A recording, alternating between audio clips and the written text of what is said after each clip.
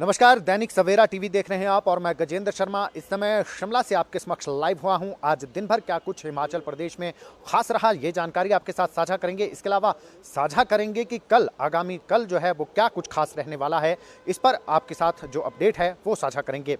सबसे पहले बात कर लेते हैं भाजपा की। तो भाजपा ने आज 68 विधानसभा क्षेत्रों में विजय संकल्प अभियान की शुरुआत की है। बाकायदा भाजपा के राष्ट्रीय अध्यक्ष जेपी नड्डा हिमाचल में थे, लाहौल स्पीति से उन्होंने इस अभियान की शुरुआत की। उसके बाद उनका कुल्लू में कार्यक्रम हुआ। मुख्यमंत्री की अगर बात करें तो वे आज चंबा में थे। चंबा में उन्होंने इस विजय संकल्प अभियान के तहत वहां पर जनसभाओं को संबोधित किया। उसके बाद नूरपुर गए।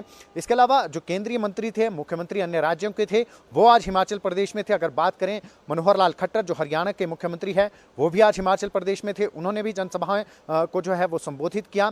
पुष्कर सिंह धामी जो उत्तराखंड के मुख्यमंत्री है, वो भी आज हिमाचल प्रदेश में थे, उन्होंने भी जनसभाओं को संबोधित किया। इसके अलावा केंद्रीय मंत्री किरण रिजिजू वो भी यहाँ पर थे हिमाचल प्रदेश में, उन्होंने भी विजय संकल्प अभियान के जो 68 विधानसभा क्षेत्रों में आज हिमाचल में था उसमें भाग लिया। केंद्रीय मंत्री अनुराग ठाकुर जो हिमाचल के ही बेटे हैं, हिमाचल से ही ताल्लुक रखते हैं, केंद्रीय खेल मंत्री हैं, वो हालांकि पिछले लगभग एक महीने से हिमाचल में ही हैं और उन्होंने भी इस विजय संकल्प अभियान के तहत जो रैलियां आयोजित हुई थी उसमें भाग लिया। तमाम यानी कि कह सकते हैं कि जितने भी प्रदेश का नेतृत्व है और काफी केंद्रीय नेता और पड़ोसी राज्यों के जो मुख्यमंत्री है वो आज हिमाचल प्रदेश में थे। तो कुल मिलाकर विधिवत रूप से भाजपा ने अपना जो चुनाव अभियान है हिमाचल प्रदेश में, क्योंकि विधानसभा चुनाव है, 12 नवंबर को मतदान होना है, शेष जो समय रह गया है वो काफी कम है। तो ऐसे में भाजपा प्रचार प्रसार में कोई कसर नहीं छोड़ना चाहती है, इसलिए 68 के 68 विधानसभा क्षेत्रों में आज से जो है पूरे फुल फ्लैज जिसे कह सकते हैं कि चुनाव प्रचार अभियान जो है वो शुरू कर दिया गया है। 68 के 68 जो इनके प्रत्याशी हैं भाजपा के, उनके पक्ष में मतदान करने की अपील सभी नेताओं ने यहाँ पर की है। और अगर बात करें हिमाचल की राजनीति में, क्योंकि ओपीएस एक बहुत बड़ा मुद्दा बन गया है, कर्मचारियों का एक बहुत बड़ा तबका यहाँ पर रहता है, पेंशनर का बड़ा तबका यहाँ पर रहता है, तो वे काफ़ी जो है महत्व रखते हैं हिमाचल की राजनीति में। कांग्रेस हालांकि पहले ही कह चुकी है कि जब अगर वो सत्ता में आएगी तो 10 दिन के अंदर यानी कि पहली ही कैबिनेट में ओपीएस के मुद्दे को बहाल करेगी, ओपीएस से सरकारी कर्मचारियों को वो लागू करेगी। ये कांग्रेस पार्टी पहले ही कर चुकी है। कर्मचारियों के मतों को साधने के लिए अब भाजपा ने भी जो है इस पर राजनीति शुरू कर दी है। राजनीतिक लाभ लेने का जो है उसके लिए भाजपा की तरफ से भी अब बयानबाजी ओपीएस को लेकर शुरू हो गई है। अगर बात करें जितने भी यहाँ पर केंद्रीय नेता थे, प्रदेश का नेतृत्व था, उन्होंने ओपीएस बहाली को लेकर आज अपने भाषणों में जरूर जिक्र किया। साफ तौर पर कहा गया कि अगर ओपीएस कोई बहाल कर सकता है तो वो केंद्र की मोदी सरकार कर सकती है और भाजपा की जयराम सरकार, प्रदेश की जयराम सरकार ओपीएस के मुद्दे को हल कर सकती है। कांग्रेस केवल जो है बातें कर रही है। ये जो है आज हर जनसभा में जितने भी केंद्रीय नेता चाहे वो थे या प्रदेश के नेता थे, उन्होंने भी ओपीएस के जिक्र जो है यहाँ पर जरूर किया, क्योंकि प्रदेश में 2.5 लाख से अधिक जो है वो कर्मचारी हैं। 1.5 लाख के आसपास एनपीएस कर्मचारी हैं जो बार बार ओपीएस लागू करने की मांग कर चुके हैं। इसके लिए आंदोलन बाकायदा हो चुके हैं। हालांकि ये जरूर यहाँ पर देखने वाली बात है कि ओपीएस बहाली की बात अब भाजपा जरूर कर रही है कर्मचारियों के मतों को साधने के लिए, लेकिन अभी जो 5 साल थी वो भाजपा की ही सरकार यहाँ पर थी, जयराम सरकार यहाँ पर थी। कर्मचारियों ने बार बार आंदोलन किए, बावजूद इसके ओपीएस के इशू पर भाजपा सरकार ने कुछ नहीं किया। और अब जब चुनाव की बेला आई है, ओपीएस एक बड़ा मुद्दा बन गया है, तो भाजपा सरकार भी इसे साधने के लिए अब ओपीएस पर बयानबाजी कर रही है और साफ तौर पर कह रही है कि अगर ओपीएस बहाल होगी तो वो केंद्र की मोदी सरकार करेगी या फिर केंद्र की मोदी सरकार और प्रदेश की भाजपा सरकार, यानी कि केवल डबल इंजन की सरकार जो है वो यहां पर ओपीएस बहाल कर सकती है। तो ये कुल मिलाकर अगर ओपीएस की बात करें तो ये हिमाचल की राजनीति का आज के समय में मुख्य मुद्दा बन चुका है। कर्मचारियों के मतों को साधने के लिए, कर्मचारी ही नहीं है केवल, उनके साथ उनके परिवार भी हैं। अगर 2.5 लाख कर्मचारियों की बात करें तो उनके साथ अगर 4 लोगों के परिवार की बात करें तो केवल कुल मिलाकर 10 लाख वोट होते हैं, जो एक बहुत बड़ा आंकड़ा है, बहुत बड़ी संख्या है। तो इन मतों को साधने के लिए कहीं ना कहीं भाजपा और कांग्रेस दोनों ही जो है अब अपने प्रचार में जुट गए हैं।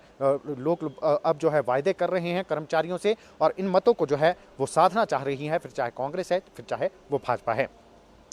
बात कर लेते हैं हिमाचल के चुनाव प्रचार की। तो आगामी दिनों में हिमाचल का चुनाव प्रचार खासकर भाजपा के लिए वो केंद्रीय नेतृत्व के हवाले रहने वाला है।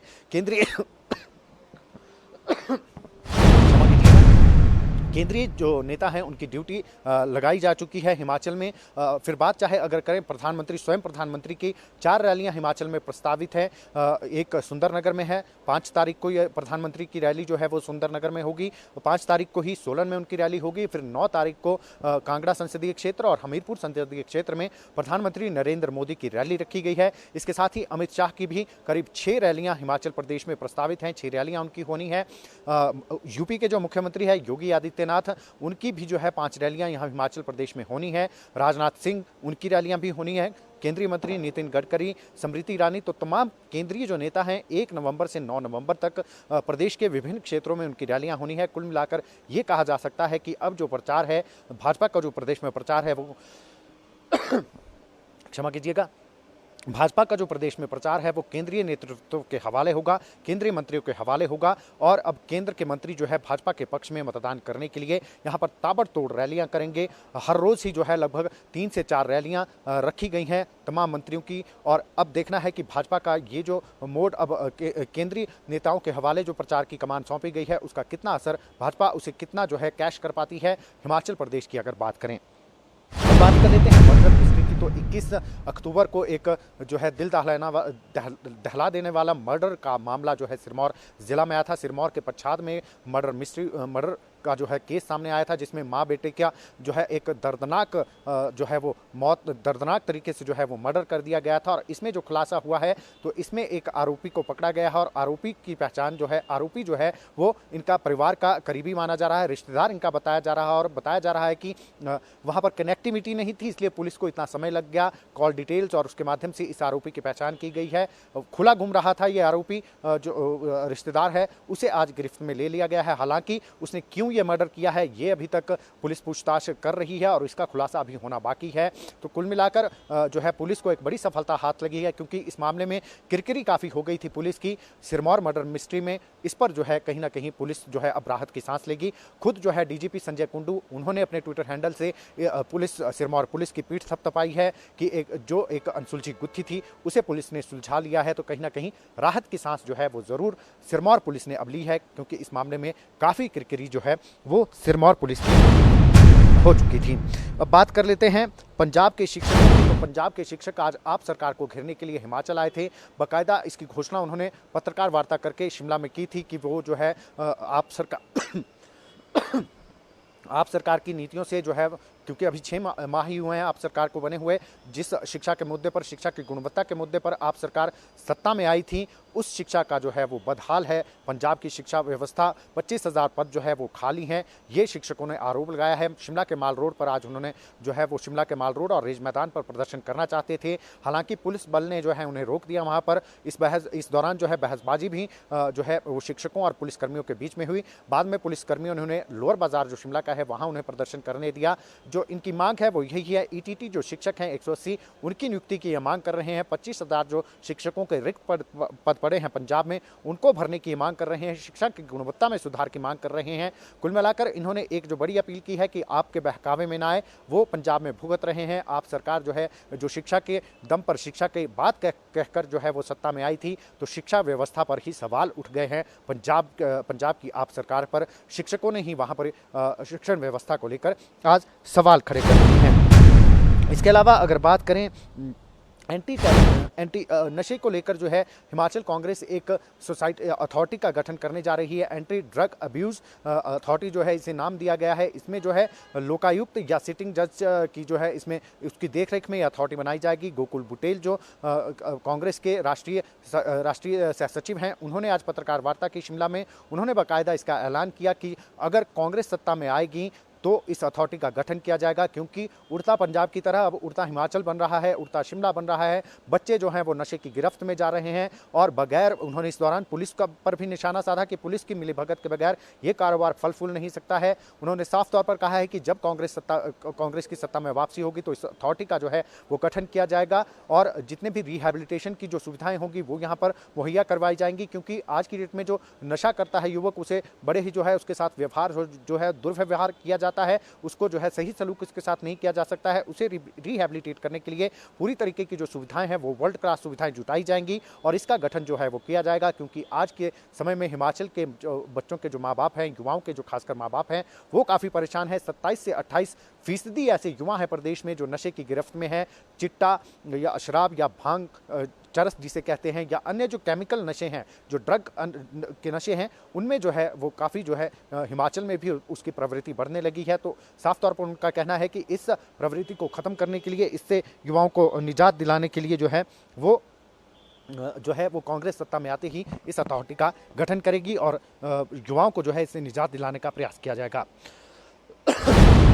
अब बात कर लेते हैं सुखविंदर सिंह सुक्खू, जो प्रचार प्रसार कमेटी के अध्यक्ष हैं कांग्रेस के। उन्होंने जो मुख्यमंत्री जयराम ठाकुर पर संगीन आरोप आज लगाए हैं। उन्होंने कहा कि जो पुलिस भर्ती मामला है उसमें 10-10 लाख रुपए में पुलिस भर्ती का जो पेपर है वो बेचा गया है।